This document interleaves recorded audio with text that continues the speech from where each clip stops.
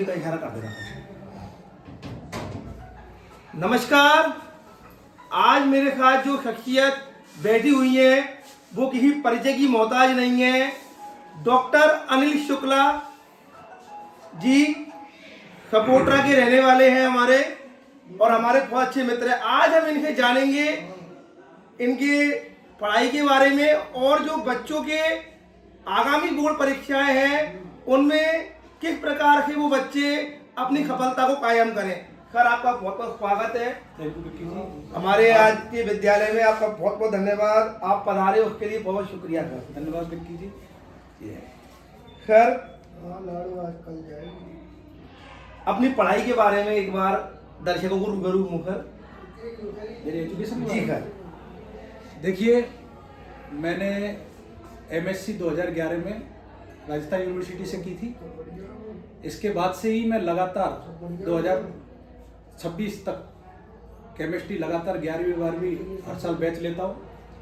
और 2014 में मैंने पीएचडी का रजिस्ट्रेशन करवाया था केमिस्ट्री से, कोटा यूनिवर्सिटी से, और 22 में मेरे को पीएचडी अवार्ड हुई और मेरे को डॉक्टरेट की उपाधि 2022 में मिली आप सब लोगों के सानिध्य से और मदन मोहन जी की कृपा से। और मैं लगातार बच्चों की एक तरह से सेवा ही मानूंगा विक्की जी। मैं लगातार बच्चों की सेवाएं और मार्गदर्शन बच्चों को लगातार देता आ रहा हूँ। हमारे बच्चे बहुत कई ऊंचाइयों पे पहुँच रहे हैं लगातार ही, और केमिस्ट्री में मेरे को जितना होता है मैं अच्छे से अच्छा बच्चों को कोशिश करता हूँ अच्छे से अच्छे पढ़ाने की। सर, अब तक आपका इस फील्ड में कैसा अनुभव रहा? फील्ड में अनुभव ये रहा कि देखो सर, सब तरह के बच्चे आते हैं। बच्चे तरह उम्मीद लेके आते हैं कि यार मैं यहाँ से अच्छा जिस भी विद्यालय में हम पढ़ाते थे कि अच्छे से अच्छी परसेंटेज हमारी बने। तो सब तरह के बच्चे आते, कमजोर भी आते थे, होशियार भी आते थे, बीच के बच्चे भी आते थे। तो हम कमजोर वाले बच्चों को अलग तरह से ट्रीट करते थे। क्या कमजोर वाले में पहले बच्चों की साइकोलॉजी से उनके दिमाग को पढ़ते थे कि यार ये कमजोरी कहाँ पर अटक रही है उनकी। तो फिर कमजोर वाले बच्चों को हम उस लेवल पर पहुंचाते कि ये केवल पास ही हो जाए। मध्यम वाले को यार इसकी परसेंटेज जैसे 10वीं में 60% है तो उसको 70-75 तक पहुंचाए, और जो होशियार है उसको 90-95 तक पहुंचाए। तो हम 3 कैटेगरी में ही बच्चों को डिवाइड कर देते थे। उन्हीं के हिसाब से पेपर सेट करते हैं, और उन्हीं के हिसाब से कई बार तो हमको पेपर पहले ही देना पड़ता है कि भाई तू इसको डायरेक्ट ही याद कर ला। तो हमारा उद्देश्य केवल यही रहता है कि यार बच्चे को ये क्वेश्चन दिमाग में बैठ जाए और वो डायरेक्ट उसका आंसर दे दे।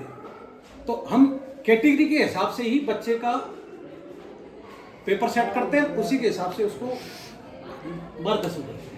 सर, थ्योरी और न्यूमेरिकल में आप किस प्रकार से बैलेंस करते हैं इंटेलिजेंट बच्चों के लिए और कमजोर बच्चों के लिए, और अभी इस समय जो परीक्षा का दौर है उसमें बच्चों को क्या करना चाहिए, वो आप अपना अनुभव शेयर करें। बिल्कुल सर, देखो केमिस्ट्री जो है उसमें 3 तरह के पार्ट होते हैं, इनऑर्गेनिक, ऑर्गेनिक और फिजिकल। मैं बेसिकली ऑर्गेनिक से स्पेशलाइजेशन हूँ, और बच्चे की जो कमजोरी है वो ज़्यादातर बच्चा रिएक्शन में ही ज़्यादा घबराता है। केमिस्ट्री में मैं सबसे पहले स्टार्टिंग जहाँ लोग फिजिकल केमिस्ट्री से करते हैं तो मैं ऑर्गेनिक केमिस्ट्री से शुरुआत करता हूँ। ऑर्गेनिक केमिस्ट्री में सर बच्चा रिएक्शन को देख के घबरा जाता है। मैं बच्चे से कहता हूँ भाई घबराने की जरूरत नहीं है, 1% भी। प्रश्न का तरीका आप समझिए कि प्रश्न किस तरीके से आ रहा है। तो ऑर्गेनिक में कोई भी बात नहीं है, ऑर्गेनिक में फिक्स कुछ पैटर्न है। नेम रिएक्शन 27 नेम 4 चैप्टर में 27 नेम रिएक्शन है। एक तरफ रिएक्टेंट लिख ले, उसकी उपस्थिति लिख ले और प्रोडक्ट लिख ले, तो आपकी 27 रिएक्शन याद हो जाएगी। 2 पन्नों पर वो चीज लिखा हुआ जाएगी और आपके 8 से 9 नंबर पक्के। इसके बाद में उसमें आता है साहब ऑर्डर वाले क्वेश्चन के घटते हुए क्रम में लिखिए, निम्न को क्वथनांक के घटते क्रम में लिखिए, बढ़ते क्रम में लिखिए। तो इस तरीके से बच्चा 10 से 12 ऑर्डर वाले क्वेश्चन है तो वो एक पन्ने पर लिख ले तो वो भी याद हो जाते हैं। मतलब अलग उसमें से छांट लो उसको, अलग उसमें से एक पन्ने पर ये सारी चीज को लिख लो। फिर तुलना वाले क्वेश्चन है कि SN1 SN2 में अंतर लिखिए, और इस तरह से तुलना वाले क्वेश्चन है तो तुलना वाले क्वेश्चन पढ़ लो। IUPAC का पैटर्न है, IUPAC से फिर क्वेश्चन आता है 1-2 नंबर का। तो IUPAC में आजकल थोड़ा पैटर्न बदल गया है सर। IUPAC में पहले तो IUPAC स्ट्रक्चर बना देते थे, उसका IUPAC में नामकरण हो जाता था। लेकिन आजकल क्या होता है कि सामान्य नाम कॉमन नेम दे देते हैं, पहले तो उसकी स्ट्रक्चर बना अब फिर उसका IUPAC कर।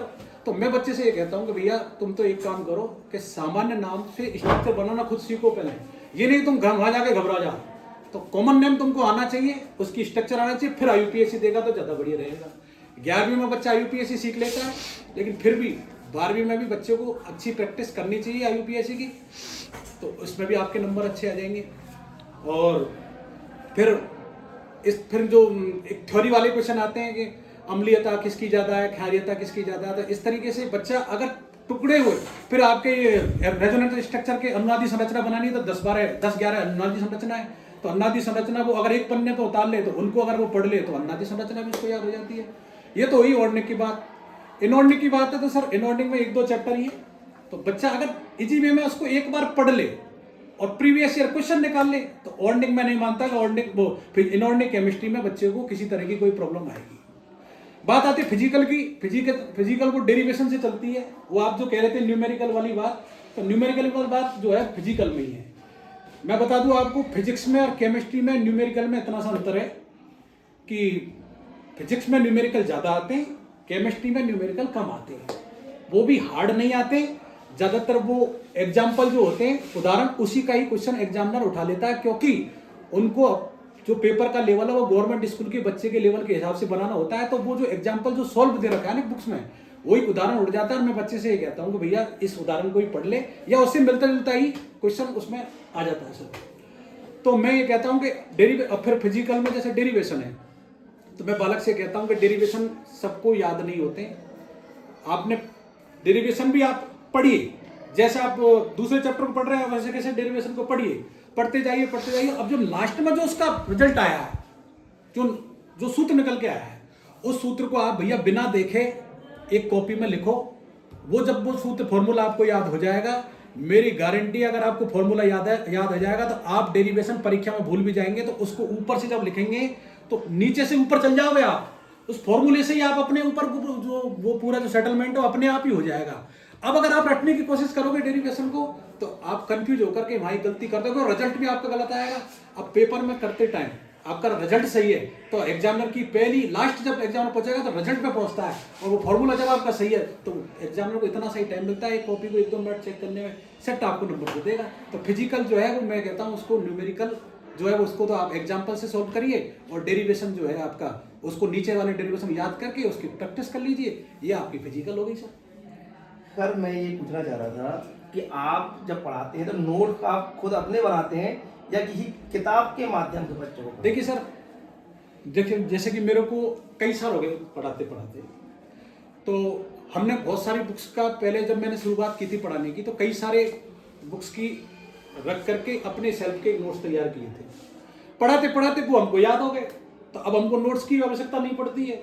अपने पढ़ाए तो वो किताब की कॉपी नहीं होती है, किताब का उसमें सिस्टम होता है, क्योंकि आजकल क्या है बोर्ड ने ये कर दिया कि वो बिल्कुल माइनर, ये ऑब्जेक्टिव वाला पैटर्न जब से चला है कि ऑब्जेक्टिव क्वेश्चन आ रहे थे एकदम बहुत बारीक क्वेश्चन पूछ लेता है, तो बारीक क्वेश्चन पूछ लेगा तो किताब से उठेगा, इससे एनसीईआरटी से।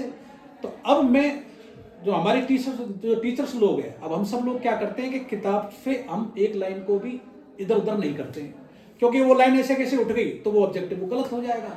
तो मैं तो ये कहता हूँ बच्चों से कि नोट्स तो आप पढ़ रहे हैं सब कुछ ठीक है, लेकिन एनसीईआरटी से आपको एक भी लाइन नहीं छोड़नी है, कम से कम थ्योरी में। तो वो अगर जब नहीं छोड़ोगे तो मेरी गारंटी है आप 95, 96, 97, 98, 99, 100 ये बड़ी बात नहीं है, 100 में से 100 आना भी कोई बड़ी बात नहीं है, आ जाते हैं, कोई बड़ी बात नहीं। मेहनत करिए सर बच्चे हमें बोर्ड एग्जाम और कॉम्पिटिटिव एग्जाम नीट जी दोनों की तैयारी को किस प्रकार से मेंटेन करें और क्या उनकी स्ट्रेटजी होनी चाहिए, वो जरा आप दर्शकों को बताएं, बच्चों को बताएं। देखिए सर, ये एक नया ट्रेंड आ गया कि कम समय में ज़्यादा और जल्दी उपलब्धि का आज के जो जनरेशन है उसको चाहिए। पेरेंट्स भी उसी डाल में डलता जा रहा है। मेरी सोच थोड़ी सी अलग है सर। मेरा मानना तो ये है कि जहाँ 11th पढ़ रहा है वहाँ 11th पढ़, जब 12th पढ़ रहा है वहाँ 12th पढ़, और इसके बाद में कंपटीशन जाए तो बच्चे के माइंड का भी पूर्ण विकास हो जाता है। तो वो जो बच्चा जो लोड लेकर चल रहा था 11वीं 12वीं में, तो उसकी एज कम रहती है, तो वो उस तनाव को नहीं झेल पाता। जो सुसाइड के जो केस आ रहे हैं वो उसी की वजह से आ रहे हैं कि बच्चे को वो तनाव झेल नहीं रहा, क्योंकि सिलेबस बड़ा रहता है।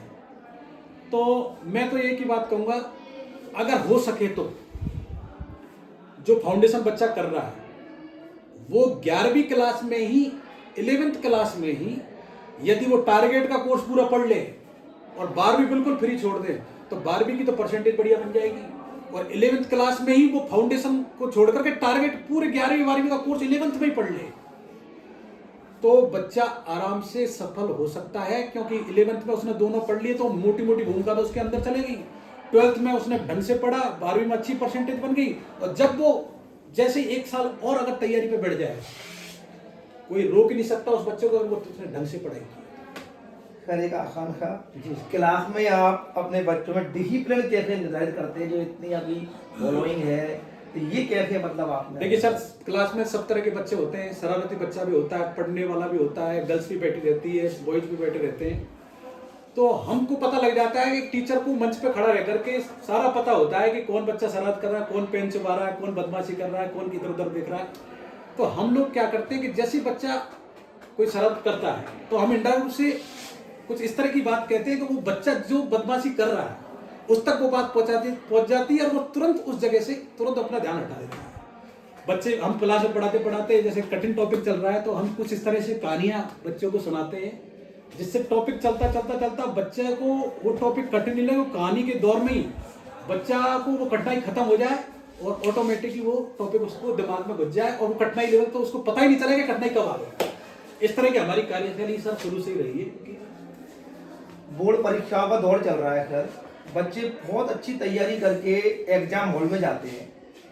एग्जाम हॉल में जाने के बाद जब पेपर उनके पास आता है थोड़े होपलेस हो जाते हैं, अपने आप नर्वस महसूस करते हैं, तो उस समय बच्चों को आप क्या कहना चाहेंगे कि क्या वो प्लानिंग करें, किस प्रकार से अपनी नर्व कंट्रोल करें कि वो अच्छा पेपर करके आए और अच्छा स्कोर करें? जी जी, ओके, बहुत ही अच्छा क्वेश्चन विक्की जी आपने ये वाला रखा। एग्जाम हॉल में प्रेशर आना एक स्वाभाविक प्रक्रिया है। प्रेशर उसी के आएगा जो पढ़ के आया है। अभिभावक और बच्चे मेरी बात को सुन रहे हैं, पूरे राजस्थान के लोग, मैं बच्चों से कहना चाहूंगा कि प्रेशर उसी के आएगा जो पढ़ के आया है। नहीं पढ़ने वाले बच्चे के कभी प्रेशर नहीं आएगा। मैं इस सर्दी के मौसम में और एग्जाम के टाइम के समय में अभिभावकों को भी ये हिदायत देना चाहता हूँ, रिक्वेस्ट करूंगा कि वो बच्चों का बार बार में परसेंटेज बना, इतनी परसेंट तो बननी चाहिए, इतनी परसेंट तो बननी चाहिए, मौसी की लड़की की 90 बन गई थी, पड़ोसी के 95 बन गई थी, तेरे स्कूल में तू टॉप रहना चाहिए, इस तरह की बात बच्चे से ना करें, नहीं तो नुकसान आपको ही झेलना पड़ जाएगा। अगर बच्चा प्रेशर में रहेगा तो वो सही क्वेश्चन को भी गलत करेगा। मेरे एक विद्यार्थी के 99 नंबर आए थे, बाहर आके कहा सर मैंने प्रेशर से बैक विषय भर दिया था। वो क्या प्रेशर था? तो वो दिमाग में पहले से दिमाग में बैठा कि मुझे 100 में से 100 चाहिए। ऐसा कुछ रहना कि फ्री माइंड जाओ। जब आपने 12 महीना पढ़ाई की है तो मैं नहीं मानता कि माँ सरस्वती अपना ऋण किसी पे छोड़ती है। आपने मेहनत की है, आप 100% आपको सफलता मिलेगी, ये मेरा खुद का अनुभव है। सर आपके पढ़ाने के टाइम पे और आप जब आपने स्टडी की तो आपकी क्या स्ट्रेंथ थी, आप किस प्रकार से करते थे सर? देखिए सर, मैं बिल्कुल खुल के बात कर रहा हूँ। मैं 12th क्लास में कोटा सिद्धि स्कूल में पढ़ता था।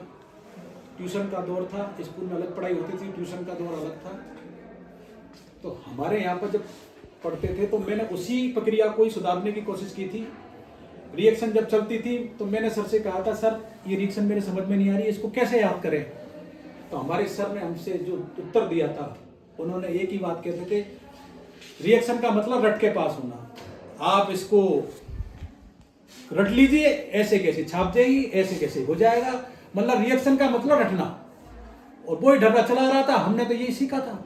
लास्ट में जब खुद शिक्षक के दौर के रूप में जब मार्केट में उतरा तो मैंने बच्चों की वही कमी देखी।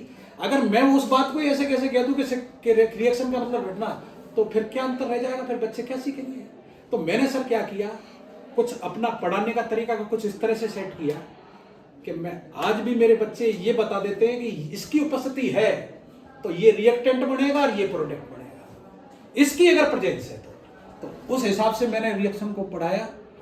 मैं मेरे गुरुओं की कोई बुराई नहीं कर रहा हूँ, मेरे गुरुओं ने भी मुझे बहुत अच्छा पढ़ाया, लेकिन वो पुराना डर रहा था, अब थोड़ा सा सिस्टम थोड़ा सा बदल रहा है। आप पर अंत में मेरा यही सवाल रहेगा, बोर्ड परीक्षाओं में जो बच्चे हैं वो अपने प्रेशर को आपने हैंडल करना बताया, क्या बताया, आत्मनिर्भर कैसे बनेंगे और जैसे केमिस्ट्री जैसे विषय में वो आगे अपना भविष्य कैसे बना सकते हैं, उसके बारे में सर आपके अंतिम जी सर, जी सर।